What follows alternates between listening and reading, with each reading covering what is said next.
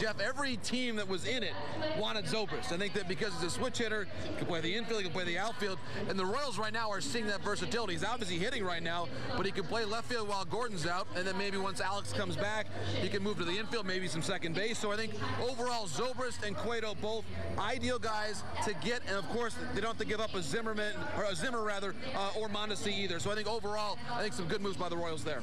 Right, now looking at this American League during the course of the season, except for the Central Division, seemingly a lot of parity, and I'm interested in your take on what's going on in both the East and the West. A lot of parity, Jeff, and the hottest team right now, of course, is the Blue Jays. The Royals just saw how deep that lineup is right now.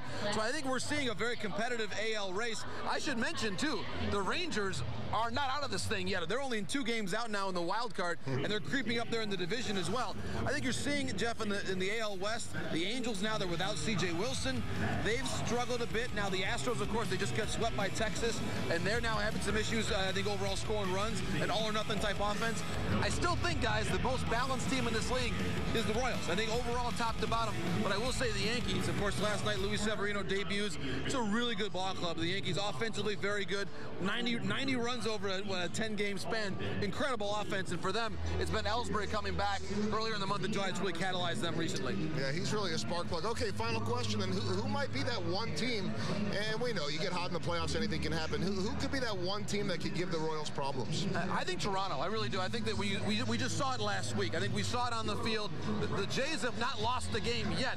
That Troy Tulowitzki has started for them at shortstop. And I love how the Jays lineup looks right now, guys. Boom, Tulowitzki leading off. And that's a threat. And you would know, Jeff, you start a game, the first hitter you see has been an MVP caliber player for a long time. The second one is Donaldson, who might well win the MVP this year. So it's a formidable lineup to face. Tough place to play there on the turf, Joel, at Rogers Center. So if they get just enough pitching, and obviously they got the guy David Price to help them out there. So it's a very dangerous team if they get in. I think some similarities, guys, to the Royals last year. The Jays now have the longest postseason drought in baseball right now, just as Kansas City did last year. I got a quick question. Do you think they can overtake the Yankees in the East? You know, it's a great question. It's going to be tough. I think there's 6 games back in the loss column, Jeff, so it's going to be a tough climb. However, 13 games head-to-head with the Yankees, so they'll have their chance head-to-head to catch the Yankees there in the AL East. Tough task, but the way they're playing right now, I would not put it past them.